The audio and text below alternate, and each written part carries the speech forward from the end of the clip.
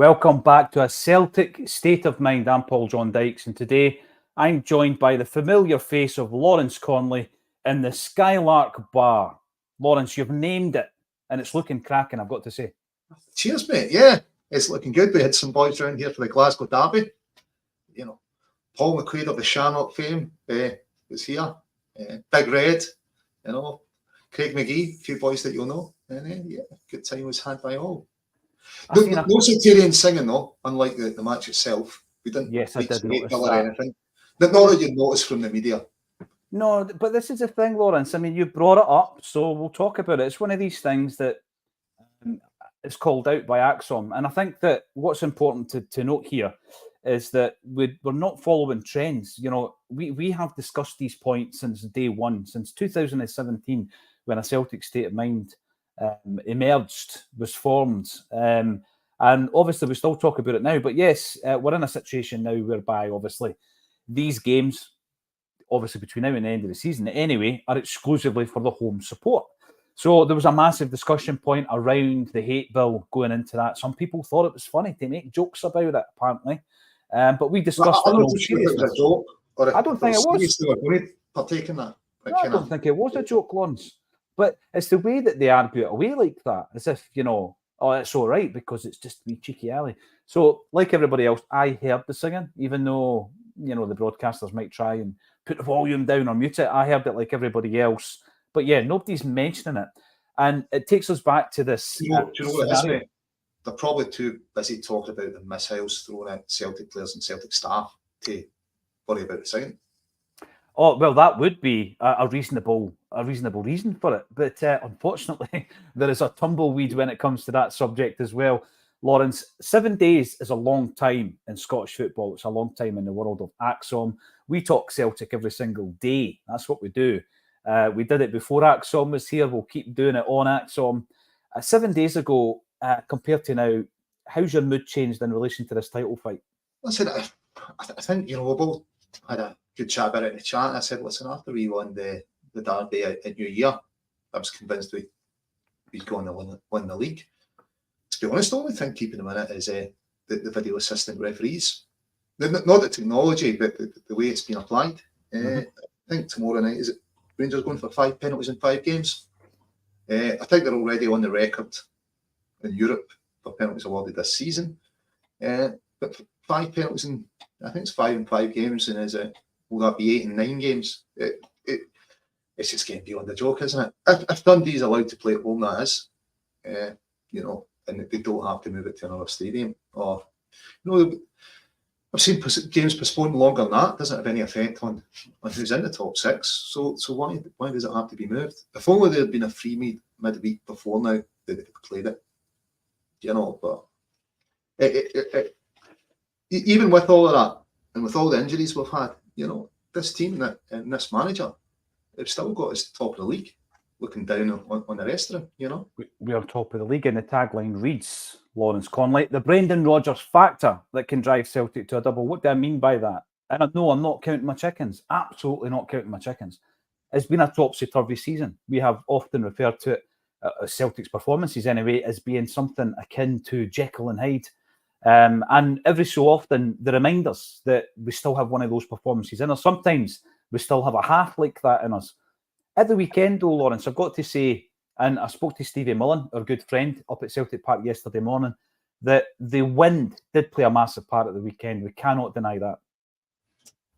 Yeah, the first half was, it looked like both sets of players were struggling with it. You know, once we got the one behind us, we kicked on the second half. But, you know, Simon Donnelly, I know you've interviewed him, and you might have played in the same team as him a few times as well. You know, he was saying on the commentary, yeah, one's the thing that players say, you just can't judge the flight of the ball. So, look, they got the job done. It's just 3 points, but I don't know how the media is going to frame it. Is it, you know, is it third game in a row or something? We scored 3 goals. I'm sure they'll be spinning the positives out there. But, you know, goal difference improved. Rio, you know, another great performance from him. The team's starting to hit its stride. You know, unfortunately, you know, Dyson was injured, but outside of that, we're at full strength now. And this is the business end of the season. I suppose if you can get I think it's only Joe Hart who's been ever present due to injury. If you can still be where we are with all those injuries, we're doing well. And I think Brendan knows how to manage this. I think he's relishing it just now. Are you standing behind the bar there, Lawrence? Can I just interject?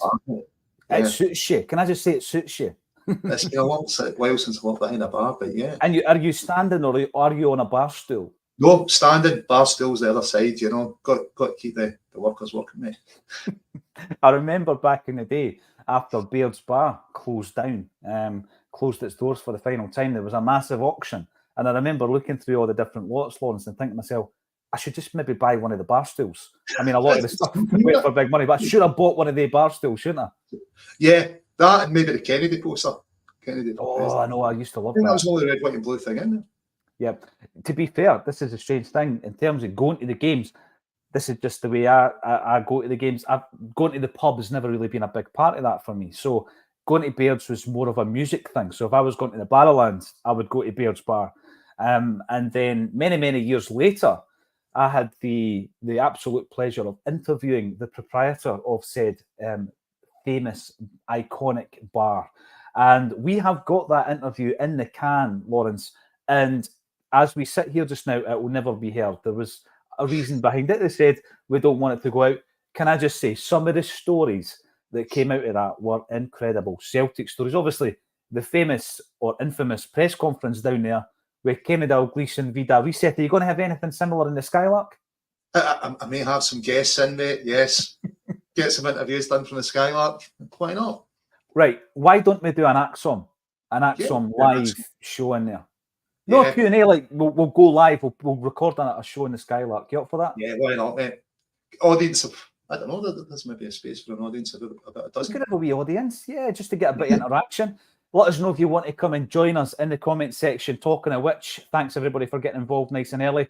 You will see across the bottom of the ticker tape, this is the power of getting in on the action. You and Martin, many, many moons ago, came through to the Acsom studio for the first time. We did a show. We spoke about his Celtic life.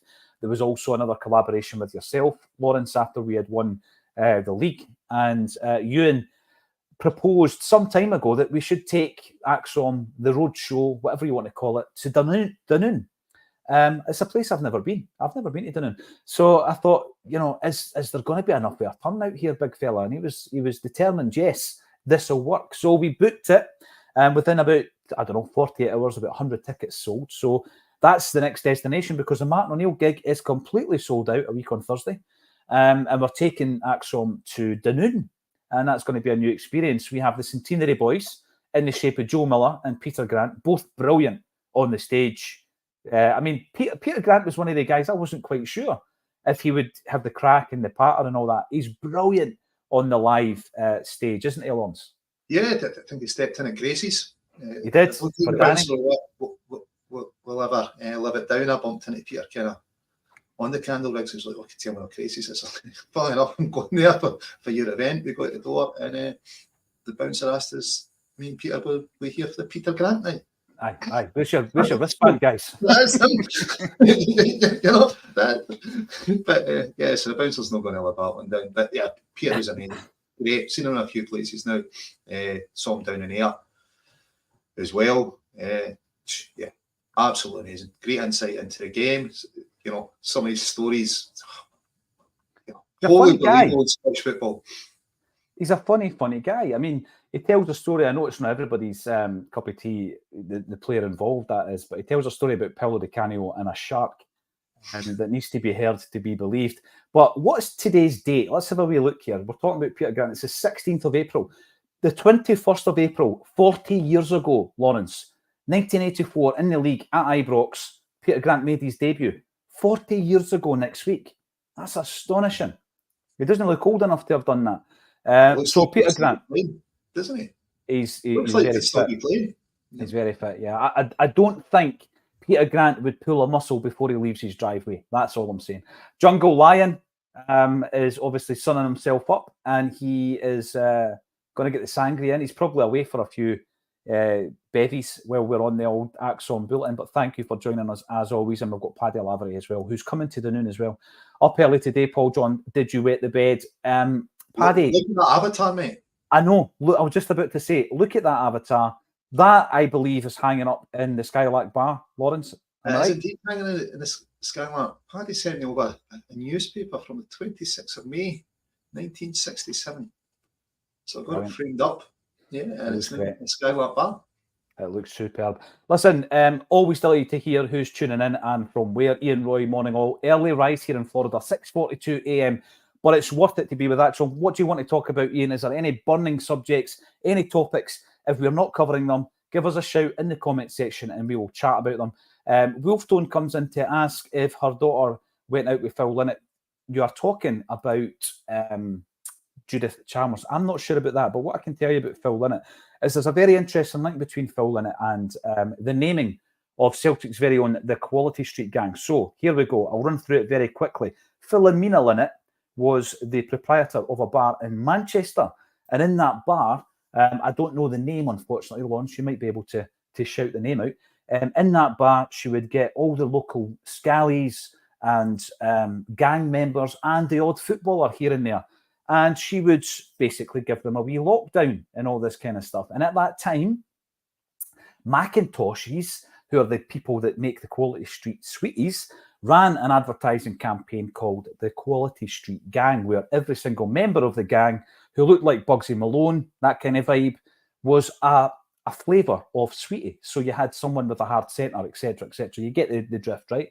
So they were called the Quality Street Gang. They were all suited and booted, as I say, like the old Bugsy Malone. And one night, a couple of their regulars walked into the pub and they all had the old suits on. Somebody turns in and goes, "Who do you think you are?" The Quality Street Gang. They then became known as the Quality Street Gang, Jimmy Reed and all that, you know the story. And songs were written about them by none other than Phil Linnett, one of which was The Boys Are Back in Town. How does that then translate up to Celtic Park? Well, some of the guys in the Quality Street Gang, the gang from Manchester, played in a kind of Sunday bounce game. And Paddy Crerand was involved in it, as was George Best, who by that point had retired, I think, from top-level football. It was just a means of having a few bevies after the game, etc. Paddy Crerand then comes up. He was the assistant manager of Manchester United at the time. He's talking to Jock Stein. The boys are training. He looks over. Guys like Kenny Dalglish, Danny McGrain, George Conway, Lou McCarry. And they're very, very impressive. He turns around to Jock Stein and goes, "Who do they think they are? The Quality Street Gang." That's how they were named. Yep, indeed. Yeah. It all ties in, doesn't it? It all goes back to a boozer. A boozer in Manchester. There we go. No up-to-date on the bottle throwing then, says Who's a Snitch. I thought the media was there to hold people to account for behaviour and discretions in the world of politics, in the world of sport. What's happening with this law? And somebody hearing much about it. The media, our great friends across the city, should at least be making comment about their fans. I know they're fond of a statement. It just seems to be lacking, yet again, if one of our players and one of our backroom team have been attacked in a stadium. Mm-hmm. And, you'd very least expect them to issue a statement condemning it. I mean, they want to condemn Dundee's pitch. Come on. But not just that, but they went a stage further, didn't they? Because they attacked Dundee as a football club. They attacked the professionalism of an entire football club. So you're basically taking on the club and its fan base.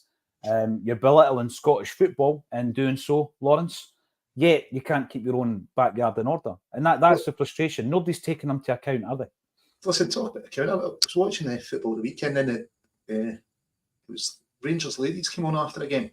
In the warm-up, they're playing Sloop John B. It's the tune of the farming song, and you're thinking, come on. If you're really trying to eradicate it, you're probably not doing it by playing tunes, at your games that, the words that your fans sing to them have been defined as a hate crime. But, I guess we need to kind of get back and just look at what Brendan's done. And, it's all about us just now, We've got this advantage Celtic. We've got the points in the bag. Yes. I believe like 3 wins and 3 wins in 7 or 2 wins in 7 in the last 7 games. So they're not in a great run. They're going to Dundee. Surely they won't get another penalty. Right. I'm going to pick up on that form, okay? Did you say 2 wins in 7? I think it's something like that. And that's in all competitions, right? So it takes in the games against Benfica, yeah? So let me flip it for a moment, Lawrence, and ask you the question. If Brendan Rodgers was on that current run of form, what would the furore look like in terms of the Scottish media? Oh, the Scottish media would be driving a Brendan out campaign, wouldn't they? Yes. You might even see a crack crest. You know, heroes to zeros and stuff on the back page. It'd be like the apocalypse. They would crank it right up. I think Brendan's called him out for it quite well. He says it's always something with you. You know, they're always coming. We're always in crisis. It's never changed it. Either time he's been up here, he said. You know, the media don't change. It's always negative Celtic. And, no, you're right. You know, it's that's off the players in the squad. They're not letting it affect them. You know, Brendan could have came out any point this season and pointed out his horrendous injury. Whilst he hasn't done that. You know, he's only one player that could be ever present throughout the season. It'd be something, you know, and he's taken over a squad that's lost, arguably 5 first-team starters. Unlucky to go out the League Cup. Obviously, VAR didn't review the penalty shout near the end, and Axon was clearly tripped. Yeah. Perhaps those reviews are, you only get so many a season, I don't know. Is it like that? You can call maybe 3 reviews a season or something, I don't know. But these are the margins, Lawrence, that, you know, a couple of things that has been brought up already. The bottle throwing incident, we go on about it on Acsom, I go on about it on the socials. I get called a crackpot, you know, and various other terms that they think are going to result in me cowering in the corner crying, which it doesn't. The media don't call it out because what then happens is the focus then becomes on them in terms of the fact that there's a fear campaign, there's a boycott, and they're in fear to actually speak the truth. I mean, anything that you put out now on social media, for example, which is in support of Celtic or is highlighting issues across the city, and the only reason I mention it is because it brings in the safety of Celtic players, staff and fans, not because it's got anything other than that to do with it. You're targeted. You're targeted as an individual, you would be targeted as a brand, you would be targeted as a platform, as a newspaper. And I think there's a fear factor, Lawrence, in covering these stories. Without doubt, there's a fear factor. Listen, there'll be Rangers fans out there that are absolutely appalled with what's happened. You know, they're probably appalled that the club play up to that element. You know, and it's, if the media's not going to do something about it, you've got to look to Rangers fans and go, well, what are you going to speak out as a group against this and say, look, I'm not seeing their supporters association come out and condemn it. I'm pretty sure that, you know, they're unhappy about it. They speak out about it. You know, who fears to speak your name? You know, it's ridiculous. It's the only way they've got power by not speaking about it. And if you look at the work that Alan Morrison done on the stats, the mainstream media doesn't want to publish it. Not because it's not true. No, because commercially, it would not be viable for them to publish it. That is what Alan Morrison was told. And that's in Scotland. There are outlets outside of the country who are interested. There was a wee, talking about outside the country, there was a question in relation to how many subscribers we have in different parts of the world. I don't know for sure in terms of the subscriber base, but what I can tell you is that in terms of the viewership, and we are hurtling towards 16 million views on YouTube, 80% are in the United Kingdom. 3% are in Ireland, 2.5 in Australia, 1.8 in Canada, and 1.8 in the United States, and 1.1 in Canada. I'm quite surprised at that. Turkey. Well, I'll need to have a wee look at some of the. I don't know if you've seen, but I think they may have at least one viewer there. Because remember, we floated the idea of getting foreign refs in to do VAR. Yeah, the referees over there, a certain Hugh Dallas, has perhaps been watching us, and he's taken that idea to Turkey. We do have Turkish viewers. With his brethren in Scotland. Yeah, we've got Turkish viewers, Norway, Sweden, Brazil, Italy, South Africa, Denmark, Philippines, Portugal, Belgium, Hong Kong, Indonesia, Iran, and Singapore, but they're all under 0.1% of the full viewership. So there you go. It is a global audience, but maybe not as large in some of these areas as you would think. but we do appreciate every single one of you for tuning in. Brian Lennon. Hi, Paul John. If we pull this league off, do you genuinely think we'll do things differently in the summer regarding transfer window? History tells us no. Well, Brian, I think that's a brilliant topic of conversation, because the other day we spoke, Lawrence, around the fact that we can become so focused on the here and now, which we are right now, because it's a title race and every single point is a prisoner. And if you're like me, yes, you were keeping an eye on the Ross County action on Sunday, because obviously our main challengers were involved in that game. So you can focus on the here and now. That's short-termism in many ways, Lawrence. But yeah, I think it is always important to look at the bigger issues. And one of the biggest issues that we've had is around the way that we've been recruiting. And I always say it's over the last 4 windows. Now, you're talking about some of the things, the mitigating circumstances around what Brendan has had to deal with this season. We'll come back to that, because I totally agree that there has been. But in terms of the recruitment, if we go back to the summer when Brendan comes in, not quite in a blaze of glory like he did the first time, Lawrence. Yep. Remind me, were you behind him, or were you looking for someone else? No, I was behind him. You know, Celtic can make the choice, but there's no denying he's a top-level manager. Probably the best manager we could have got. You know, does he understand the club? Without doubt. You know, he's shown that. He does the extra stuff. You hear the players talking about it. I think he turned up at a certain football match you were involved with up at James McCrory Park. Yes. You know, he does the extra bit, the nice bit. He definitely gets the club and understands us. So, yeah, I was totally behind Brendan coming in. Yeah. I mean, I've spoken about it myself, and I was also behind Brendan. It's not with hindsight. It's not because we're doing better now than we were maybe at the tail end of last year. But in relation to that, I think that when he came in, obviously we had the transition from the previous manager to Brendan. And I think that this worked twofold. I think that the club's seen an opportunity to wrestle some of the power back in terms of the transfer process. And I think also that Brendan Rodgers was maybe sold the dream of, look at what we've done.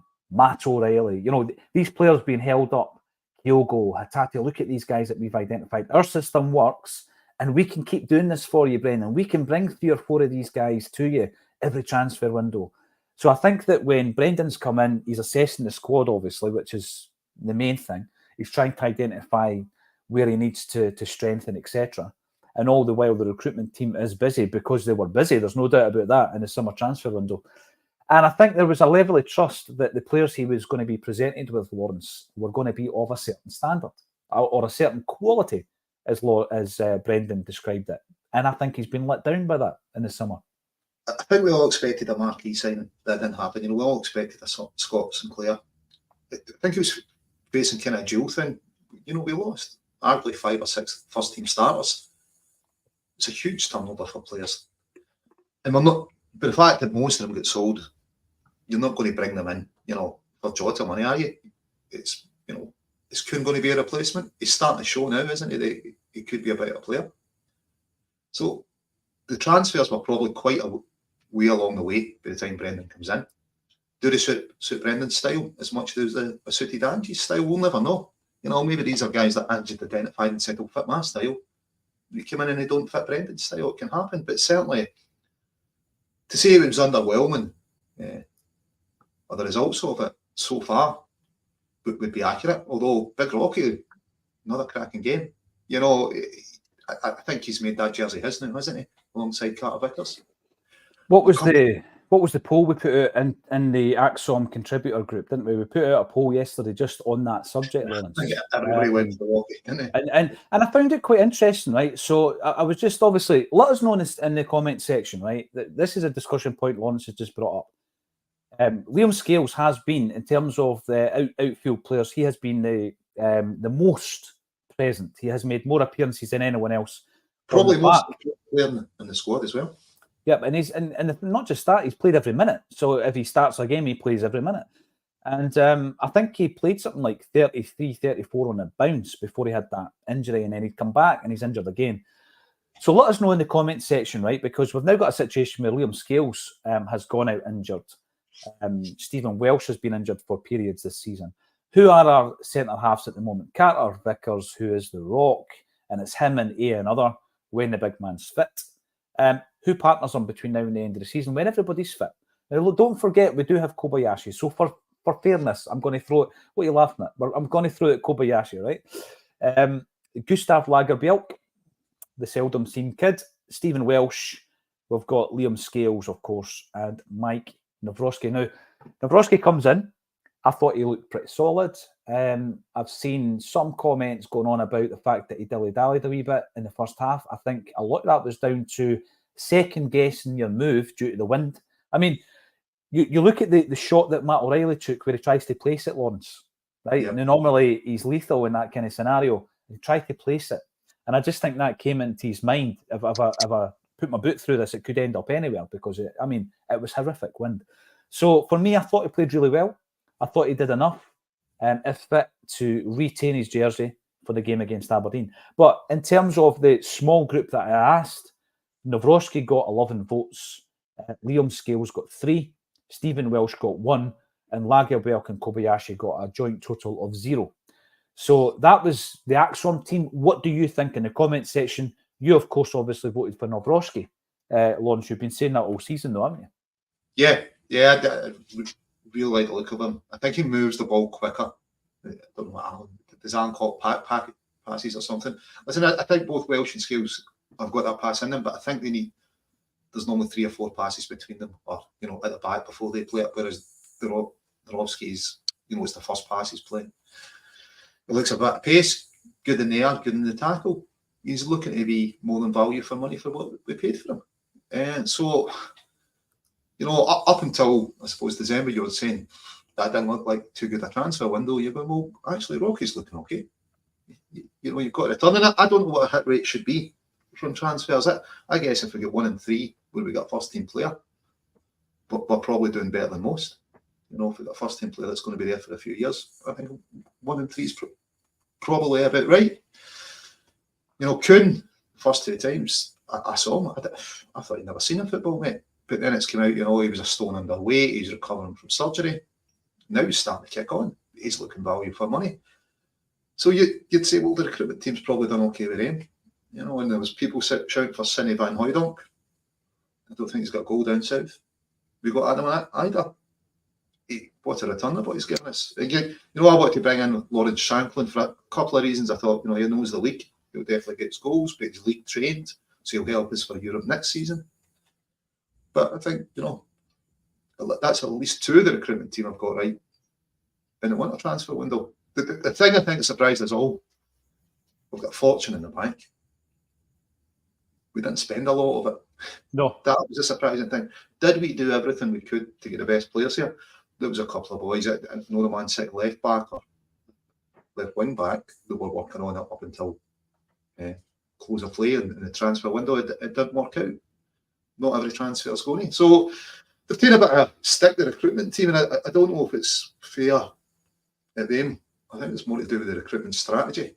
I think we thought, at the beginning of the season, if you added 2 or 3 £6 million players, it would have taken the team to another level. But instead we went back to, £1 million, £1.5 million. And listen, look at Quan at St Mirren. He's come in for £1 million. Is a £1 million player ever going to replace Callum McGregor as your defensive midfielder? Not for the next 10 years if Callum's still playing. But Callum's not going to be playing for another 10 years, surely. Well, if he is, he'll still be worth more than £1 million, you know what I mean? But Quan's looked worth more than £1 million at the time we've seen him at St Mirren. If he wasn't already signed to us, we'd be going, what do you look at that boy? So he's probably one they've got right for what spent. But he's not going to replace Callum McGregor. And who's your backup? Awata? He's not at that level either. So I think it was a strategy of going, well, we've got quite a few defensive midfielders. Do we really need another £1 million to bring him in? I'm not too sure. Yang, he's been better in the second half of the season than he was in the first. But for the money we've spent, I think he's probably a decent addition. And I think it's who's setting the recruitment strategy, how much do we spend on a player? And I get it, as the transfer fee goes up, the risk to us goes up of it not working out. And also the wages goes up. We could be stuck with somebody, I don't know, doing a Yeti, sitting there collecting 30 grand a week, contributing nothing. So again, it was risk there. But I think with 60, 70 million in the bank, there's a bit of scope to take some risk. And Yeah. we didn't do that. It's about taking a different kind. Every signing's a risk. It's about taking a different kind of risk. And I think that, again, and I've said this on the show before, Lawrence, I'm the type of person when it comes to football that just tries to learn from people that know a lot more than I do, be that data in relation to Alan Morrison, or recruitment strategy when I'm speaking to other football clubs who work with recruitment and who work with data. I've had some brilliant conversations this season about it. And the way I understand it, and the way that I think that a big club like Celtic should be working, is it's a combination of using data and then scouting to then give a group of players to your manager as a shortlist. And how that would work is you've got a set of criteria. We've seen a few of them in relation to how Celtic were looking to recruit in the summer anyway, Lawrence, whereby it was under 5 million quid. This is the wage bracket. This is the age, etc., etc. Okay, right. So they're kind of base level figures. Then you say, right, what do you need? What position of player? What foot does he kick with? Is he good with aerial duels in terms of his athleticism, his strength? You know, how many tackles does he win? Short passing, long passing. The whole thing can be put into a system in terms of building up a short list of players. And you can shop in Europe, you can shop in North America, depending on, you know, what type of player has worked in the past in Scottish football, for example. Because I look at people like Bernabe, you know, I look at some of the imports we've had from some parts of the world, and I think maybe trying to adapt to Scottish football wasn't for them. That's just the way it is. I look at some of the Scandinavian guys we've had, and they seem to take to Scottish football like a duck to water. All these things have to be taken into consideration. So when we're looking for a left back, and you're looking at what we've got just now, we're trying to improve that, let's say, you then have a bulk of players. And at that point, obviously, the scouting team go and watch them. And if you then watch a player and you decide he's still on a short list, he's not on the short list, you present the findings to your gaffer. And then I think one of the key elements here, and I think this is one of the key elements we didn't get right, it then comes down to the personality and the mentality of the player. And we heard a lot about Ange Postecoglou speaking directly to players before they signed, guys that perhaps he didn't identify himself. We know that Ange Postecoglou did not identify Joe Hart because Joe Hart has spoken about the fact that Celtic spoke to him a year before. So we spoke to Joe Hart in the summer that we signed Barkas. We know that. Joe Hart spoke about it, right? So he's on Celtic's radar anyway. It gets whittled down to the point where, okay, we can buy this goalie, Ange, speak to him. And Ange decides, is this guy got what it takes to fit into my dressing room?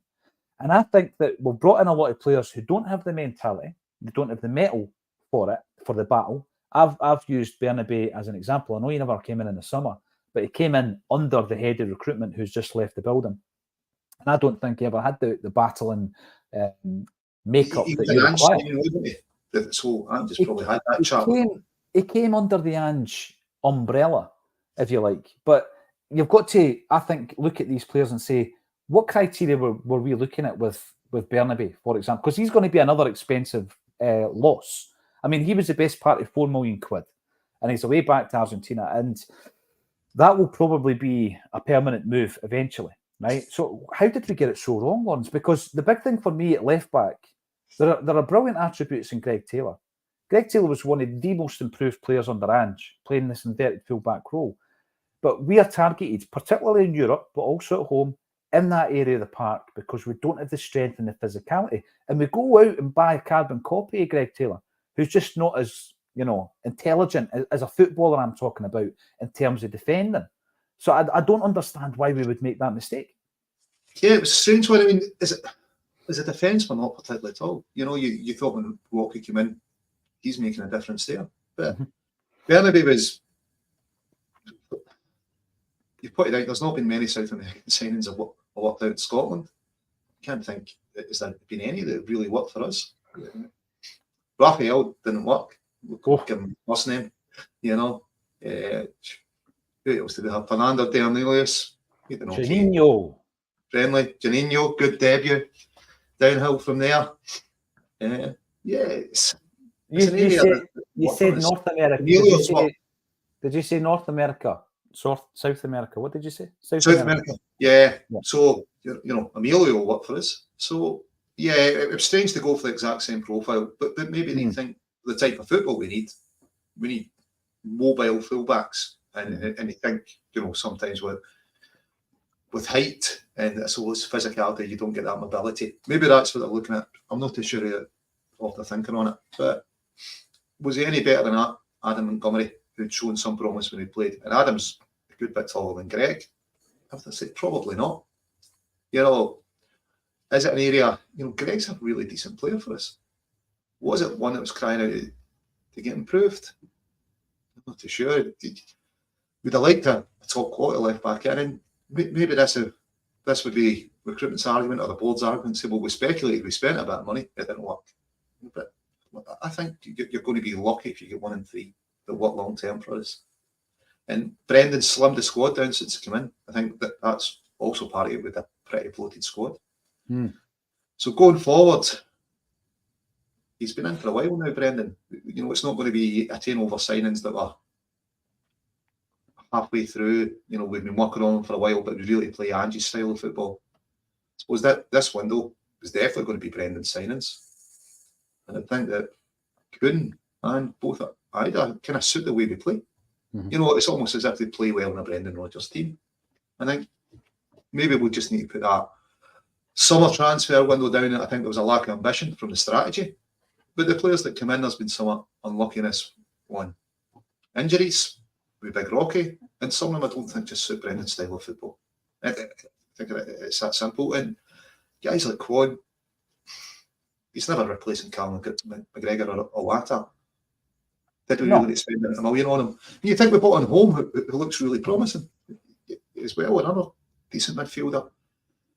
Surely we've got someone in the reserves, or under 21s, or even giving them their old name, the Crusaders, that could step up, you know? I think we should start calling them the Crusaders again, mate. It makes them sound like an ice hockey team or something like that.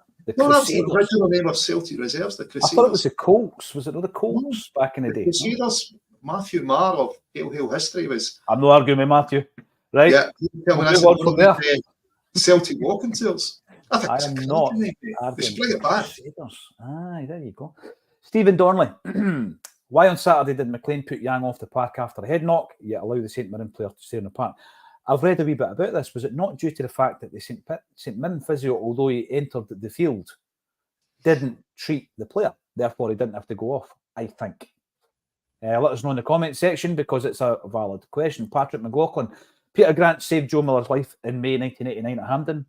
I think Joe Miller was just about to maybe bless himself at that point. And Peter Grant, who had already done that a season or two before at Ibrox, probably thought, that's not a good idea, Joe, right in front of the Rangers crowd. I'm just going to drag you to the ground.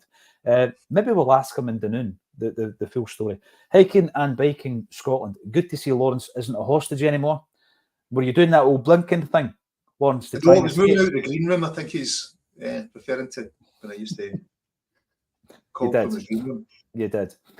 Kevin Morton, good to see you, pal. Can't be Axon for your lunch break. Thanks for joining us. And Ben, anyone that goes to see Martin O'Neill will have a brilliant night. I saw him at the Beacon. That was a great night. 504 people at the Beacon Arts Centre in Greenock. Fantastic. Lucy, is that a real bar or is it made up in your bedroom, Lawrence? Well, I've been accused of this being my bedroom. People think I'm sitting in my bedroom. Are you sitting in your bedroom once? No, so I bought the house at the old sales office. So it'd take about, I don't know, 6 cars, but it's all plasterboarded, slate floor and everything. So it's a proper building with a loft. Ian Conroy thinks I should shove the club in the loft. So we'll see. Maybe next year we'll get a spiral staircase up to it and get the Crusaders. The decks in it. Yeah. Could do. Kieran, hail boys, saw yesterday with Turkey League getting foreign refs. Hugh Dallas is in charge, no wonder. Right, it's a great point that you raised there in relation to something Lawrence has spoken about in the past, and he spoke about at the top of this show. Turkey, we've heard there is an issue with what they deem bias of some description, Lawrence. So what they've done is obviously they've brought in people from outside the country who might not be able to be swayed by Fenerbahce, for example. But I think when you actually look at the amount of penalties, if we just want to take that one base criterion, penalties, right? So Rangers have still had more than Fenerbahce, yet Turkey have called in the neutrals because I think there's a bit of bias going on. Well, I think even if you just want to look how justice is dispensed across the world, you can't have people that have an interest in it deciding upon it. You know, we can't train high court judges to sit in a murder trial where they know somebody involved with a case. But the SFA thinks we're to believe them that they've got a system that can train Rangers fans to referee Rangers games or Celtic games and not have that unconscious bias. But if we're to believe Alan's stats, an overt bias, so it's crazy. And yeah, Hugh Dallas has brought it in. It's a sensible idea. I think we floated it 2 or 3 years ago.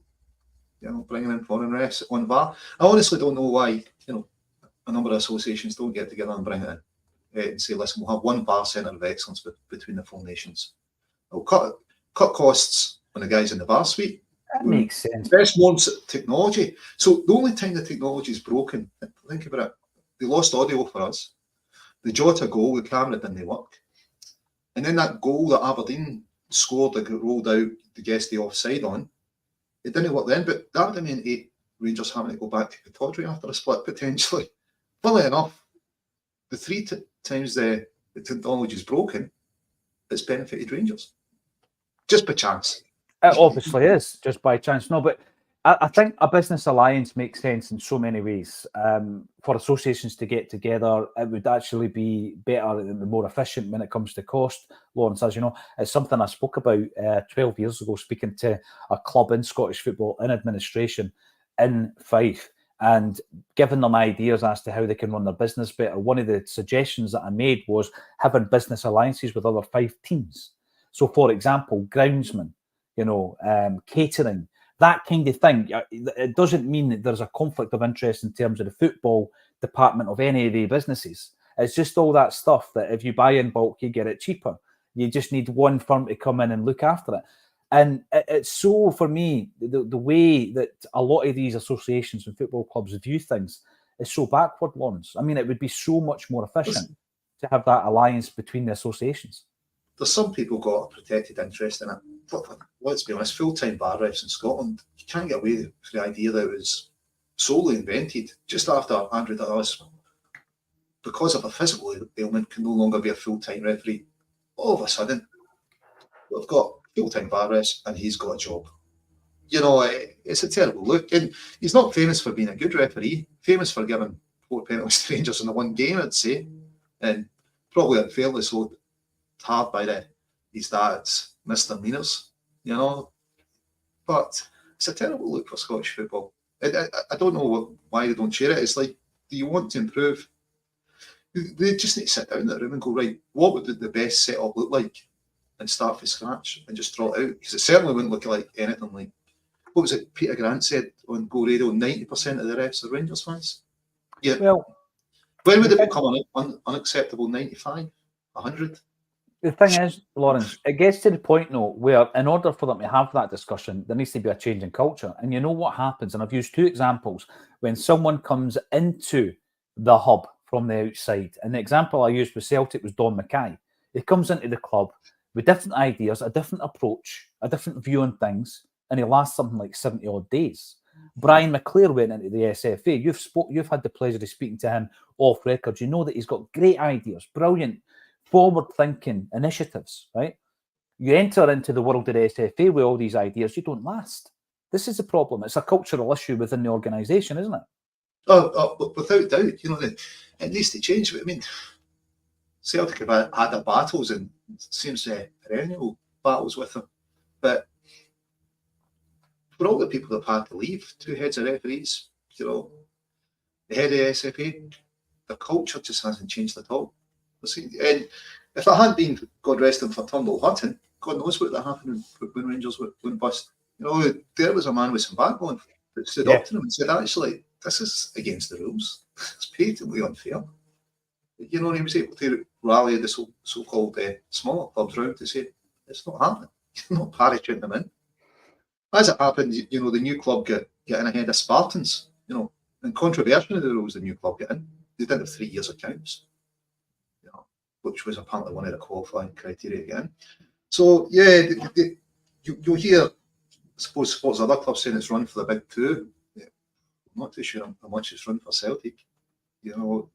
Certainly the evidence, if you look at Alan's evidence, the high-profile losses that the SFA had against Celtic, referees lying to us, these are the guys supposedly that have been swayed by unconscious bias, but they'll definitely tell lies.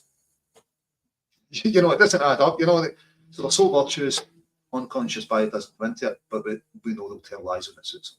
Yeah. See, the other thing, you were talking there about how well Celtic were. We've also touched on the recruitment as it was raised in the comment section. Lawrence, I want to ask you a question about the two guys that we've got in on loan at the moment. Obviously, we've got a few players out on loan. We've got Haksabanovic down in Stoke, sitting on a bench somewhere.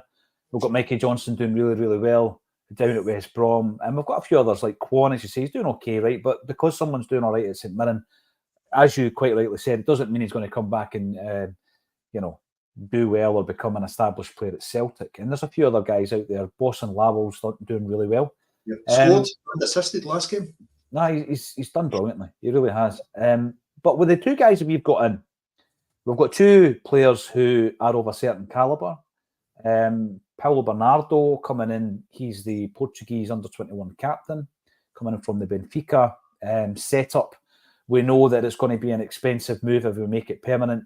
I think the plus side is we have seen signs that there's a player in there that can really benefit Celtic. And also, this has been a settling in period, very much like the try before you buy that we've had with guys like Iwata and Maeda, and of course Jota and Carter Vickers. The other player, Adam Ida, very interesting. I was only looking at it this morning because James put a blog up on the Acsom website in relation to Ida and the fact that we should sign him. I looked at the announcement that we had signed him on loan. It was on the 1st of February at 10:30 at night, just at the end of the transfer deadline. And Celtic announced that we brought in Adam Ida. And what was very interesting was the comment section of that particular announcement. Go and have a look at them. He was written off by many, many fans, which is natural at times.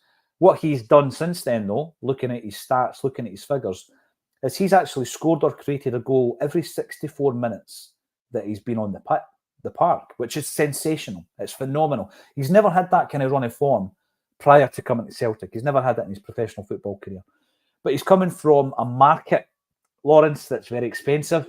If you buy a player from Norwich, the Championship, it's going to be an expensive purchase. I've heard something in the region of £6 million. I'm going to ask you the question about the two players. What's your feelings as we stand here just now, and as I sit here? What's your feelings about them? Do we make them permanent? Are these two guys that were a year into the progression of them as players? And it would be, I think, maybe a backward step to then go and try and find another midfielder or another striker. We know what we've got here. Yeah, listen, if it's, they're both rumoured to be about 6 million. I mean, the last time was spending that kind of money, you're getting a Jota and a Carter Vickers. I don't think they're at that level, but prices go up, don't they? And I think Ida was largely written off because with 70 million quid in the bank, we're struggling for goals. We're going to go and buy, an established striker. And we didn't do that. It was huge deflation of expectations there, but you can't argue with his return, And the model of player that Brendan likes to work for, young players and develop them. Yeah. Both fall into that category. Bernardo's been hot and cold. He's weighed in with some important goals. Is any better than David Turnbull was? Maybe a wee bit more dynamic, but 6 million for both, it's a lot of money. I think by the end of the season, I think both would be saying both have had successful seasons. We're going to win the league. Both players will have had successful seasons. I'd buy them both, Lawrence. See, at 6 million, I'd buy them both. Listen, I don't know what the budget is. I think we've got 80 million in the bank now, and we're going to add to that. It's certainly say the money's there. It should be. I think they'll fit within the wage structure, which is a worry normally when you get out at 6 million. If it's someone that's been top level EPL wanting 40,000 a week, I think there's only one club in Scotland daft enough to pay that. But you don't want to get in financial peril. I mean, look, we've got an deal coming up, right? The last time we were really buying players at that level, we got to Seville. It was brilliant. What a team to watch. Off the back of that, we had to have a second share issue, and that's how Dermot Desmond got so much control, because in reality, couldn't really afford to fill the team full of players at that level and pay the money that they were wanting. So I suppose it's a difficult balancing act for him. But yeah, I think Ida's got to stay. just on his goal return. And Bernardo, who else is in midfield? You know, we're not that well set with strikers. Who else is in midfield, I guess, is what you've got to ask yourself. I'd say Callum's got another season in him. Is Matt still going to be here? If Matt moves on, it makes it easier to spend money at Bernardo. Matt stays, you're going to go Awata. If Matt goes, we need 2 midfielders.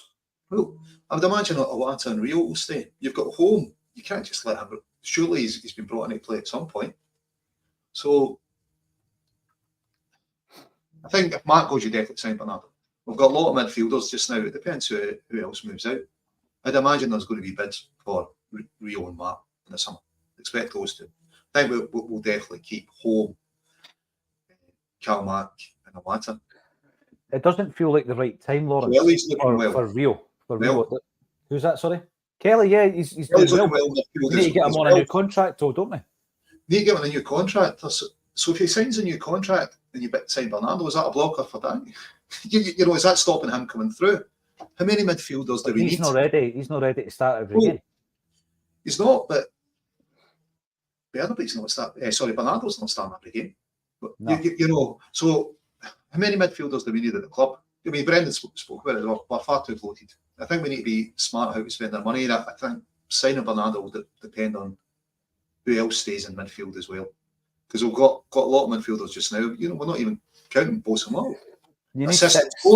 Don't you think you need 6, Lawrence? Yeah, I'd say 6 seems to. I mean, Brendan wants a squad of 30, so how are you going to break that down? But 6 in midfield seems about right. But there's Bosamall out on loan. Lighten up that division. A goal and an assist again. You know, I think signing Bernardo will depend how many midfielders we're going to have after. I expect some sales from that area at a park.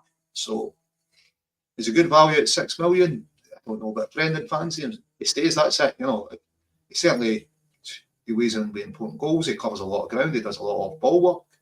But you know, maybe so could Kelly. Maybe so could Home. You know, how often is Bernardo a starter? Are you paying 6 million for somebody to sit on your bench? Well, Kelly and Home for me are below or behind Bernardo in terms of the selection at the moment. Yeah, but it's how far behind, and how did he get up a level for not getting game time? Are you putting another blocker into a young player coming through? No, because if O'Reilly leaves, I think everybody steps up. So Bernardo goes up 1 notch, as does Kelly, as does Home. I actually think Home should be loaned out. He can't go through another season and play a handful of games. It's not enough for his development. I mean, he looked good in the flashes we've seen him, but he's not getting enough football time. And listen, we're going to have Bolson Lowell coming back. What are we going to do with him after this? Willie, because I think with Lowell or Lowell, I think that it remains to be seen if he can make that jump from third-tier English football to Celtic. We'll come back to Celtic Park. His loan ends, and Brendan's going to assess the squad. You know, stock's high down there. I'd imagine there'd be people interested in buying him, but I'm pretty sure after his performances, Brendan will have a close look at him. Mm-hmm. I don't think they'll really. Quanitz and Manor, I think he should be sold. You know, it's just an extra midfielder. It's another jersey, absolutely. You know, we need to slim that squad down. I don't think he's ever going to get in. He's looked, you know, probably $1 million, maybe slightly more than £1 million player at St Mirren. So maybe the recruitment team's done their job. They'll get good value for money. The problem is he's not going to start the Celtic midfield. He's not going to start above Danny Kelly. No chance. He's going to start with them home. So you're thinking, where are they coming in? But yeah, we've got a lot of midfielders. Bernardo, potentially, depending who's sold from that area of the park. You seem more convinced with Ida than Bernardo. Definitely. Yeah. But that's probably 5 goals, isn't it?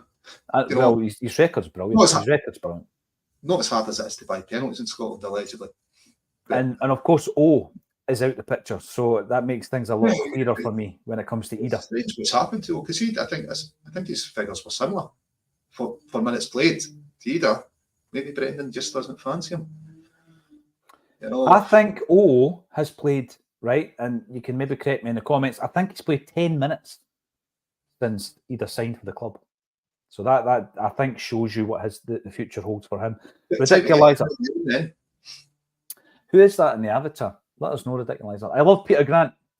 That's what it's all about for me. Well, I loved him as well. Absolutely loved Peter Grant as a player. I know that he divided opinion. I loved his heart. I loved his passion. And regardless of how modern the game becomes without that. What have you got? You've got a group of egomaniacs fighting over a penalty kick. Magnet 67, if we win this title, it will be the best. See, that's a good point. I like this kind of thing. Since 78, 79, 10 men. Did you notice, though, Magnet, that season only really turned when I was born in December. And then we started, and maybe Danny McGrain had something to do with it, in my opinion. Right, so you've had seasons like that, 78, 79, 10 men winning the league. You've had Love Street. Someone said to me the other day, in relation to the Love Street season, the 4 each game was massive, Lawrence. Yeah. You'll probably remember it a wee bit better than me because you're a couple of years older than me. Do you think that the 3 each game's a bit of a turning point in that respect, even though there was a disappointment after it? Actually, I don't think that's a turning point for us at all. I think this team has become, throughout the season, overcoming adversity and injury. I think the media would like us to think, we were terrible, we've been terrible all season. When you look at what's been thrown at us, we've hardly been able to put the same team on the park 2 weeks in a row. So I think the team's done well with the adversity they've faced. With the change of manager, we've lost 6 first-team players. Was that a turning point for us? I don't think we needed a turning point. We were the best team in Scotland. There was another team that thought it was a turning point for them, so much so they'd done a lap of honour. It did turn out to be a bit of a turning point. They could beat Ross County for the first time in their short history. So, it depends how you spin it. I don't think we needed a turning point. I think we went to Ibrox's favourites. A turning point in the title race rather than a turning point for Celtic. I think it was a better result for Rangers than it was for us. The draw. I think, we were getting a stronger team. We had our first team. But for the intervention of the video assistant referee, we could have been went on and won by 3 or 4. The question at that time is how is it only 2 here? No, I was disappointed we didn't win the game, Lawrence, absolutely. But how disappointing is it, though, that I've heard more about Rio Tati against St Mirren going down in the box than I did about Silva, who dived throughout that game to the point where he was an embarrassment to his profession. Hatate, he did go down in the box. I didn't see it as a dive. I didn't really see him claiming for a penalty. But that's been focused on to the point where a Scottish tabloid rag has ran a headline calling him a cheat. It's what you expect, There's got to be a false equivalence in Scotland, hasn't there? Yeah. Rangers played down. There must be a Celtic played down. I said, well, there's contact where Hatate is. He's went over. He's not claimed for a penalty. No one's claimed for a penalty. Strangely enough, the video assistant referee didn't get involved and it didn't influence the outcome of the game. There was another incident the weekend where another handball in the Ross County game by Connor Goldson. Again, the video assistant referee doesn't think to call that up. He'll call up, comes off the Ross County's centre-half's head onto his teammate's hand. You think, well, by the rules, that should be a penalty. That's a short distance. It's been deflected on his hand. VAR calls it penalty, but for Connor Goldson one up on his hand's out. His hand's out. This is it. It's not within the silhouette. It's hand to ball. All these things that it's a clear penalty. But unless you are Rangers and unless you are Connor Goldson. Listen, maybe the ref missed it. That would have been put down as an old, honest statement. But with VAR, there's no chance they miss it. They've got the replays. So it's got to be something other than an honest mistake. And I think Alan Morrison's work would suggest that it's not a statistical freak. It's something far worse than that. There is a pattern at play. Go and watch if you've not seen it yet. A few Fridays ago, Alan and I did a deep dive into exactly what Lawrence is talking about here. Brendan Monaghan, hi to you as well from the Netherlands. Check Brendan out on the social media and check out his music as well. Phenomenal. My ball, Peter Grant has got green blood in his veins. He's brilliant. He's phenomenal. Really personable as well. Hiking a bike in Scotland, you're back. I blame the media for not asking them about the bottle throwing. That's a very important point, right? Because what happens, Lawrence, is in this press conference, someone has to put their neck on the line. They need to put their head above the parapet, as it was, and ask the question. And it's never going to happen, is it? Well, I think they have to pay to be allowed into their press conferences. They would be banned. Yeah. Listen, but there's certainly people that weren't at the press conference could call out, radio stations, columnists. there's loads of people could call it out. You know, they can make an issue of this if they want to make an issue of it. And maybe they think it's an isolated issue. But you can kind of go back and look and go, well, it's not. You know, look at the last, I don't know, 8 or 9 games. Similar instances have happened, and certainly more severe instances have happened. There's a pattern here where it's an unsafe stadium. But certainly for people carrying out their work, if you're on a Celtic bench or if you're on the park, Joe Hart having to clear the goal mouth of broken glass. Mm-hmm. You know, these places get issued a safety certificate. Is there any review? You know, it's clearly dangerous. Is there any review of it? You need what the SFA doing? There's a dossier. I know. There's a dossier of examples. The league need to do something. Because see if they just let it run unchecked, at what point does it become too much? Yeah. I think that, not this game, the last game, there was weapons found within the stadium. That's right. There was only going to be Rangers fans there, so what were they going to do with the weapons? What was the plan? Who were they attacking? Yeah, this is a question. Lawrence, we won't see you again till next week, so give me a wee prediction for the weekend. Celtic are playing Aberdeen. It's the semi-final with the Scottish. We're at Hampden. Rangers, of course, are playing Hearts in the other semi-final. Give me a prediction for the Celtic game. Oh, Celtic, I think we'll win 3-1. 3 goals again. Yeah. Why not? Hey, it's a magic number. I've said between now and the end of the season that 3 goals a game is what we're going to have to get the result. So I'll stick with that. Yeah, I think that would be a good win against an Aberdeen, a troubled Aberdeen side this season. We cannot be complacent. We never would be. Thank you, everybody, for getting involved. If you want to come and see us and you're in the area of the Noon, apparently if you're in Gourock and Greenock and all these different places, it's easy enough for you to come along. Tickets are available underneath this video. Always an absolute pleasure to get your comments in. So thanks for that. Let us know your thoughts on the discussion points if you're watching after the event. And all that's left for me to say, Lawrence Cornley from the Skylark Bar, thank you for joining me on A Celtic State of Mind.